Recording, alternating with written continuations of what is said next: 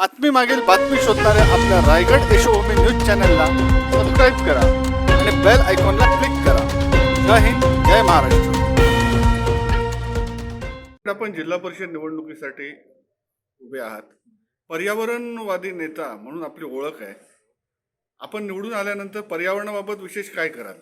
2009 साली ग्रामपंचायतीचा सदस्य झालो होतो आणि तेव्हापासून पर्यावरणाची खूप सारी आवडी आहे आणि लोककल्याणासाठी पर्यावरण ही दृष्टिकोन समोर ठेवूनच मी आजपर्यंत राजकीय किंवा सामाजिक मानकी जपत आलेलो आहे.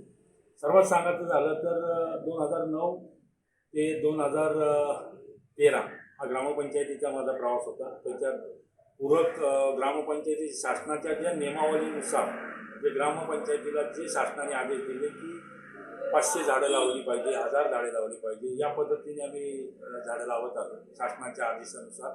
पण ग्रामपंचायतमध्ये असताना 15 ऑगस्ट ही जेव्हा ग्रामसभा होते, या ग्रामसभेला साधारणतः 300, 400, 500 घरटी एक माणूस येत असतं आणि त्याला एक ग्रामसभा कंप्लीट करायची आणि त्यानंतर एक घर एक झाड अशी ही संकल्पना तेव्हापासून 2025 पर्यंत मी राबवत आलेलं आहे. आजही विचारलं तरी ग्रामपंचायतीला विचारलं किंवा कुठेही माहिती घेतली तर त्याच्यामध्ये आलं. आणि कचरा व्यवस्थापन हे तर पूर्वीपासून 2009 पासून केंद्र सरकार राज्य सरकार नंतर आदेश करत होता, पण त्याच्या अगोदरपासूनच ग्रामपंचायत सदस्य असल्यापासूनच, कारण ह्या गावामध्ये जे लोक राहतात किंवा ह्या परिसरामध्ये लोक जे राहतात ती रोगराई आल्यानंतर पावसाळी किंवा जसं तापमानामध्ये बदल होतं त्या तापमानाच्या बदलानुसार रोगराई पसरते, त्याच्यानुसार आजपर्यंत काम करत आलो.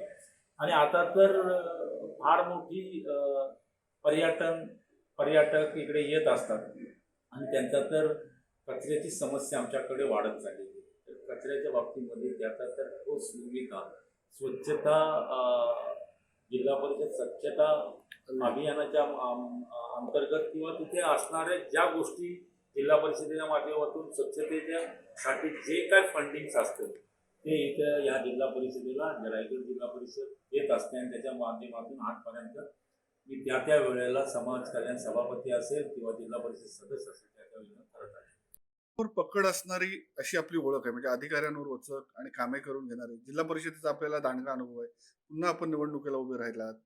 जनता आपल्या सोबत असल्याचं बोललं पण जात आहे. तुमचे कार्यकर्ते दावा करतायत. जनतेला काय आवाहन कराल? जनतेला आवाहन करणार की जिल्हा परिषद आणि पंचायत समितीच्या 7 तारखेला वोटिंग्स आहे, म्हणजे आपण आपला मतदानाचा हक्क बजावणार आहोत आणि त्यासाठी सकाळी 7:30 ते संध्याकाळी 5:30 वाजेपर्यंत जे आपल्याला शासनाने किंवा निवडणूक आयोगाने जे आदेश केलेले आहेत त्यानुसार सर्वांना आवाहन करेन की अगदी आपल्याला दिलेले सगळे ऑप्शन त्या शासनाच्या माध्यमातून मशीनवरती दिलेले आहेत.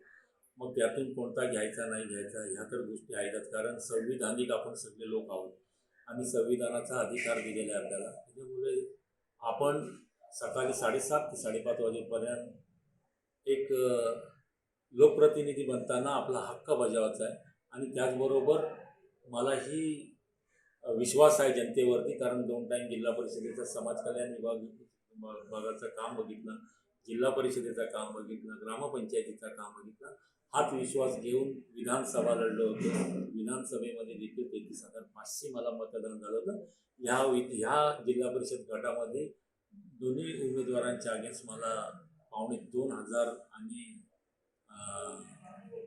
850 मतदान असं जास्त झालेलं आहे. त्याच्यामुळे विश्वास आहे की या वेळेला जिल्हा परिषद एक हाती जिंकणार आणि दोन्ही जिल्हा पंचायत समिती 100% जिंकणार हा विश्वास आहे.